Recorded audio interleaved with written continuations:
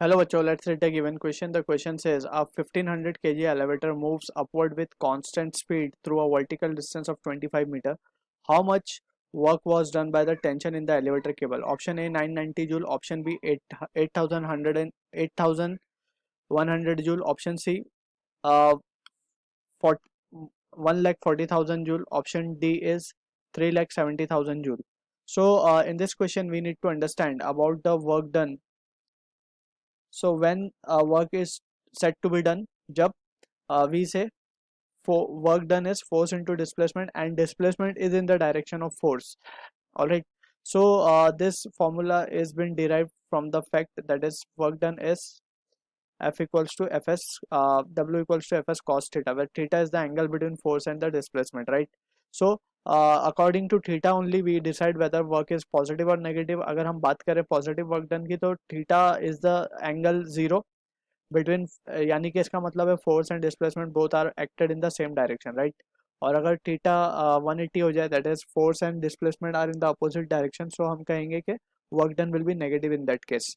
So this is all about the work done we need to understand. And यही question अब अगर हम carefully analyse करें elevator के केस में जो हमें गिवन है, हमें हमेशा याद रखना होगा कि वर्क डन किससे पूछा है, तो that we need to be careful. Alright, हमेशा वर्क डन पैर में अकर्स होता है. ऑलराइट, सो यहाँ पे अगर हमसे बात की जा रही है, let's say this is the tension in the cable, right? And this elevator is having a mass of 1500 kg, and it is moving in upward with constant speed with a vertical distance भी हमें given है 25, यानी कि s हमें given है 25 metre, ठीक है ना? एंड इसका मास भी given है 1500 kg, right? How much work was done by the tension. देखो यहाँ पे टेंशन ने कितना काम किया, we are interested in calculating that. Alright, tension कितना काम करेगी? Tension will be in this direction, upward direction, और डिस्प्लेसमेंट भी ऊपर की तरफ ही है, ठीक है?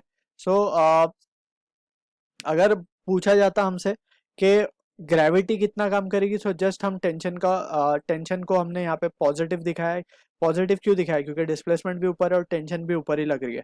Alright, so as we have discussed over here, दोनों अगर सेम डायरेक्शन में तो theta will be zero, and we can directly write work done will be work done by the tension will be what, F into S, just, है ना? Cos theta की value तो 1 हो जाएगी वहां पे क्योंकि थीटा इज जीरो.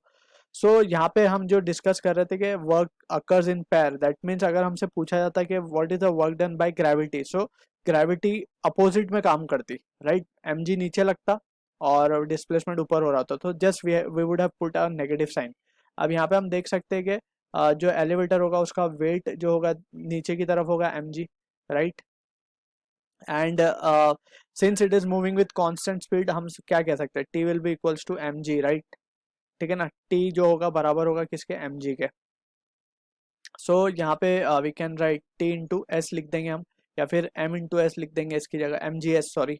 सो यहाँ पे m की वैल्यू हमें गिवन है 1500, s हमें गिवन है 25, g की value we can take it as to be 9.8. So this value comes out to be on solving the work done by tension comes out to be 3,67,500 joule. So this is the answer to the question, जो कि closest matching option है, option D. Alright, so this is, I hope you understood the solution. All the best.